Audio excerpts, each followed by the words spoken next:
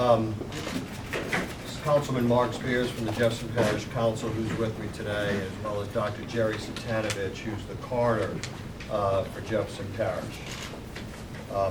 As we know, we had an incident that occurred yesterday as it relates to a situation that started as a road rage that began on the Greater New Orleans Bridge, went down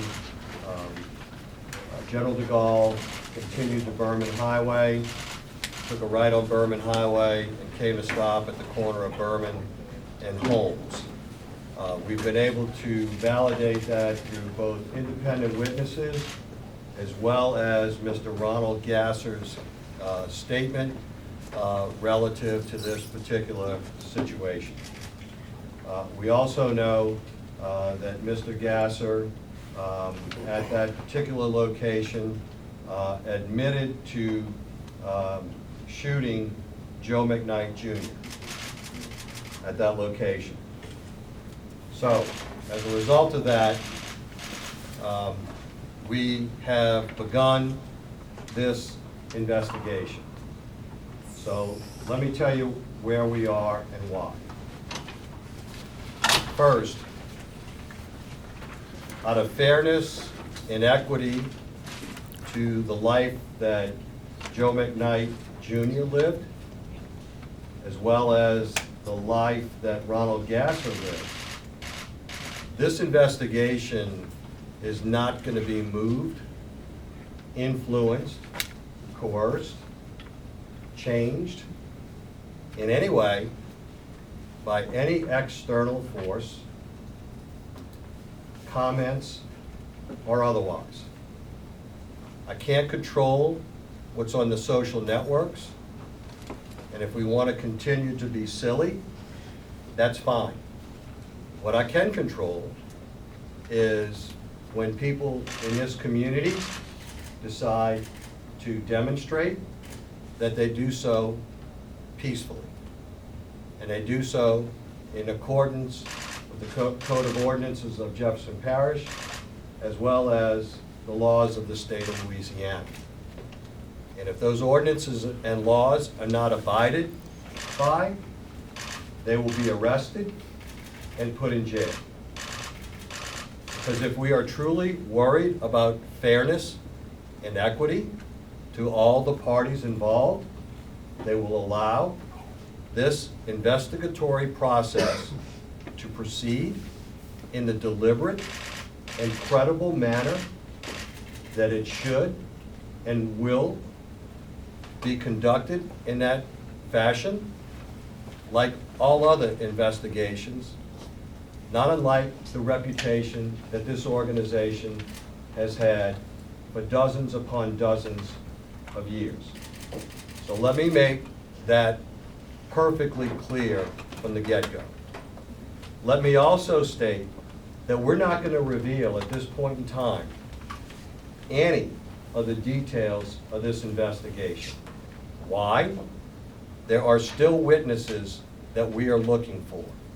And I do not want to be accused of tainting this investigation or suggesting a story about this investigation to witnesses that we have not located and talked to.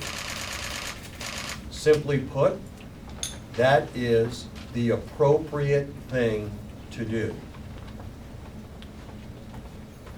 The speed, the time frame in which we get to a conclusion is of no moment.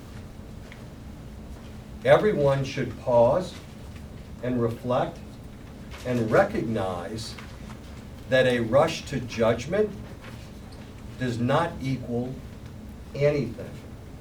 In fact, in the criminal justice process, if you do not dot every I and cross every T, and there are deficiencies in what you do from an investigatory standpoint, it has dire consequences.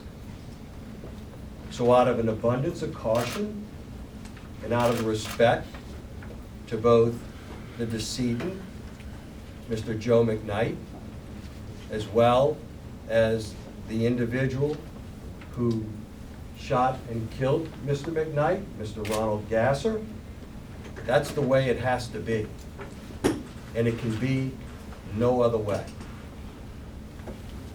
In fact, to even belabor this point even more, we just finished the autopsy roughly 2 hours ago, which is a very important portion of the investigation, and it would be completely premature in this kind of case in order to reveal anything prior to that.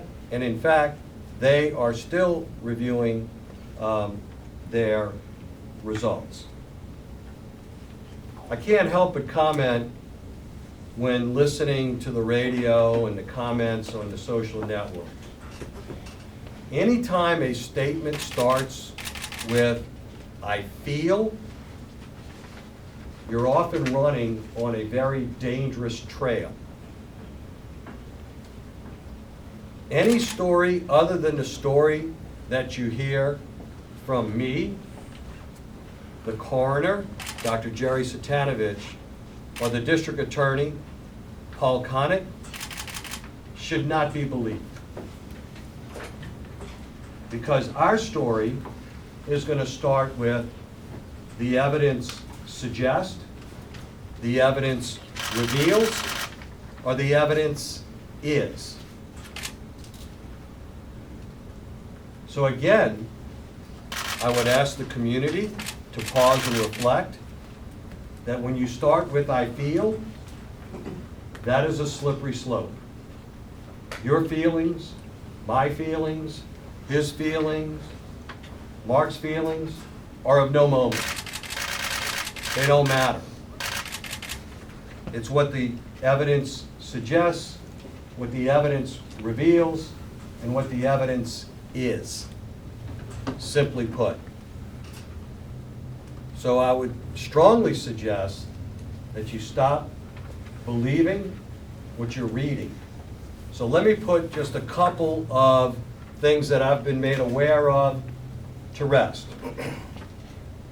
Mr. Gasser did not stand over Mr. McKnight and fire shots into him. The 3 casings were located within the vehicle. Mr. Gasser was in his vehicle when he fired 3 shots. So that did not happen. That witness account, and we talked to that witness, if it's the same one that I'm talking about, is factually incorrect. It did not happen.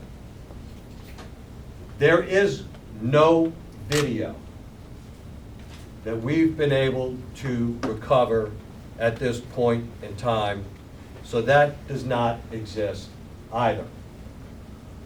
We have no witness account of an apology being made by Mr. McKnight to Mr. Gasser. So that did not occur.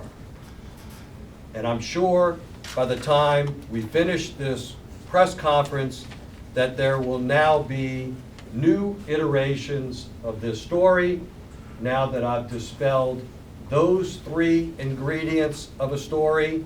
So once again, I caution you to only believe the story that comes from me, Dr. Satanovich, or the District Attorney, Paul Connick. So none of that is true.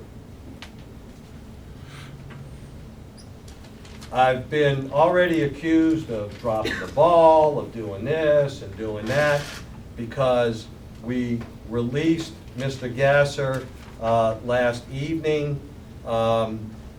after we took his statement. As I said before, external influences will not motivate this office one way or the other as to how we are going to conduct this investigation strategically. And because there are still witnesses that are out there, I can't go into the details as to why that is at this point in time, but I can tell you I can't wait for that moment so that I can set the record straight. But we will leave no stone unturned. We've had as many as 30 to 40 officers working this investigation through the night. And we will continue to work this, and that's my commitment to the community. Because in the end, the community's interest is larger than any individual's interest. And we have to keep that in mind. The fairness and equity interest of the community outweighs the interest of any individual. Now, to the protesters out front who have asked for us to block the West Bank Expressway, that is not going to happen. In 20 minutes, you will be given a command to not obstruct the main travel portion of the West Bank Expressway. If you continue to do so, you will go to jail. You have every right to peacefully demonstrate on the property between the fence and the highway, but you will not be allowed to obstruct the safety and security of the traveling public in Jefferson Parish, and we will not cordon off a piece of the elevated West Bank Expressway that's been requested, a piece of the lower West Bank Expressway that's been requested, the interstate highway, or any other piece of highway in Jefferson Parish for purposes of that demonstration. It is not going to happen. That is not what we do. So that we're clear, you will abide by the Code of Ordinances of Jefferson Parish. You will abide by the state statutes of the state of Louisiana. And we can do this in an appropriate way, and I am more than willing to work with you so that you can get your message across, but it's not going to be to the detriment of the other citizens of Jefferson Parish, and it's not going to be in violation of any existing laws. So I'll turn it over to the coroner at this point in time that will give you some preliminary results as it relates to the autopsy. Good afternoon, everybody. I was at the scene yesterday, and this morning the autopsy was performed by Dr. Dana Trosclair at my office with myself in attendance. I'll give you a brief rundown of the wounds that Mr. McKnight suffered. First, he had a wound to his left hand with a grazed wound to the knuckle of the third finger on his left hand, which subsequently entered the index finger and exited on the palmar side of his index finger. That was wound number one. Wound number two is an entry wound to his right shoulder that went into his right lung cavity, punctured his right lung, and was entered here and lodged around the 9th thoracic vertebrae laterally. It was palpable under the skin, but still in his body. The third gunshot was right below his right nipple, just a little medial to his right nipple. It entered into his chest, down into his liver, and went through his liver and into his kidney, through his liver, and exited in his right low back at the L1 level. That's the three wounds that Mr. McKnight had. I can tell you, I've spoken extensively with Dr. Trosclair and looked at it myself. The wounds are not consistent with being shot from above, while on the ground. And that's all I have to say at this point. Look, I'm just here just to say that it shouldn't be a rush to judgment. that the facts are still coming out and that we should base it on facts and not Facebook and other social media. I pray for the McKnight family and continue to pray for them. And remember that we lost someone in this. Rather than putting out misinformation, we need to focus on the facts. That's all I have to say. Thank you. Thank you, Councilman Spears. I appreciate your support and would ask that, the rest of the community support us in this endeavor as well. And I echo his comments to the McKnight family, having followed Joe McKnight Jr.'s career for a long time. I'll be happy to answer any questions that anyone may have. Sure. Sheriff, can you say what may have precipitated the chase? That we're still trying to put all of that together. Preliminarily, it may have been simply cutting one off in front of one recklessly while driving on the bridge. Can you Sheriff, say who there's a was cutting question we've who been off? getting in the community, I think you could clear up. Some are asking why, if he admitted to shooting him, was he released? Why couldn't he have been held while you investigate? They don't understand that. Could you clear that up? In this state, there are some relative statutes that provide defenses to certain crimes. And we have, for example, officers have those same defenses. So when we shoot and kill somebody, the question is, it's a homicide. The question is it justified or not? And as you go through this process and we're piecing together all of these statements, that's why. The fact of the matter is, as I said before, you're very much on a slippery slope if you make a rush to judgment and you make a strategic or tactical error from the beginning that gets it very hard to recover later. So out of an abundance of caution, look, the easiest thing for me would have been book him, Dano, right?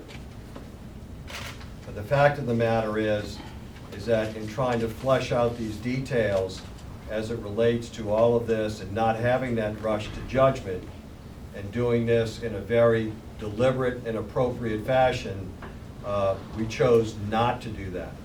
Of course, where that leads us at this point in time is that everybody wants to make this about race. This isn't about race. And I'll just throw this out, folks, just so that everybody knows so that there's no hiding the ball. The gentleman that raised Joe McKnight Jr. used to work for this office. So this office, and many of the members that are sitting over here, they're close to his family.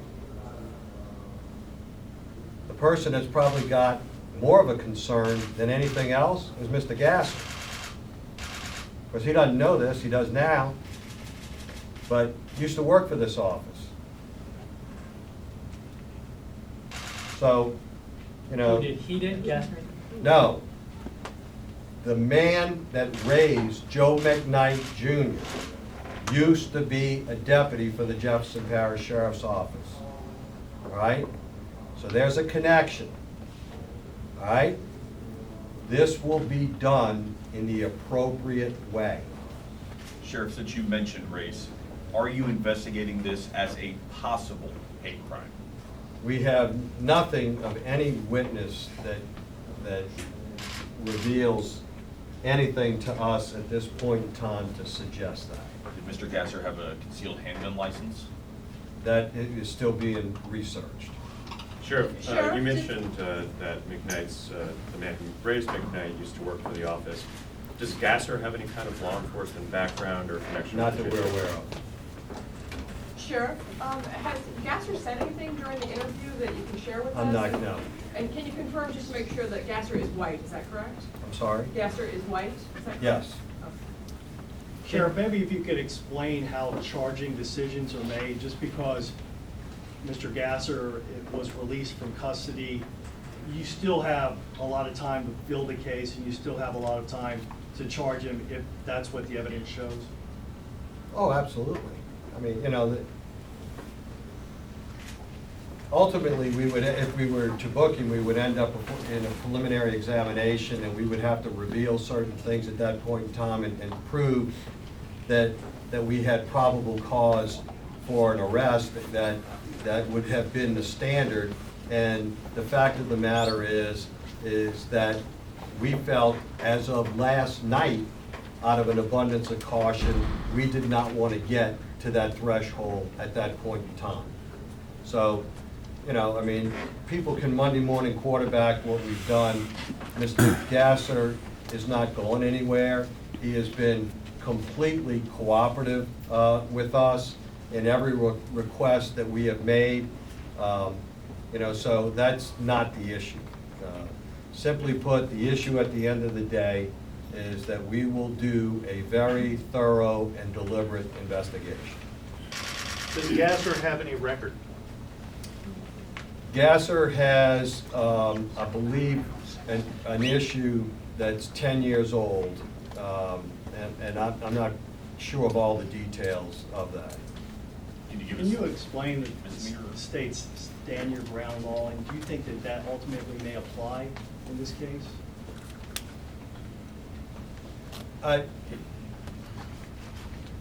It is one of the issues that looms on the horizon as it relates to, I'd rather not opine on that at this point in time. I mean, you know, and as I said before, folks, the difficulty here is that I still got other witnesses that I want to talk to. And I don't want to taint their testimony, you know, or their statement to us. And I hope that you understand. I'm trying to be as transparent as possible here. I'm trying to calm the community, the angst, the anxiety, but I'm trying to, at the same time, delicately balance that against the sanctity of the investigation. And I just hope that you would be understanding and that the community would be understanding that that's what we need to do here. And that's why y'all have been around me long enough to know I don't evade questions. But there are other witnesses that we know that are out there that we're trying to get our hands around. We found some last night. Actually, we communicated with some through Facebook, and we actually were able to find them and talk to them. And there are others that we're still looking for. So, you know, and we will continue to give you updates as we have relevant information that we can provide. Were any weapons found in the search of McKnight's vehicle? Thank you very much. Appreciate it.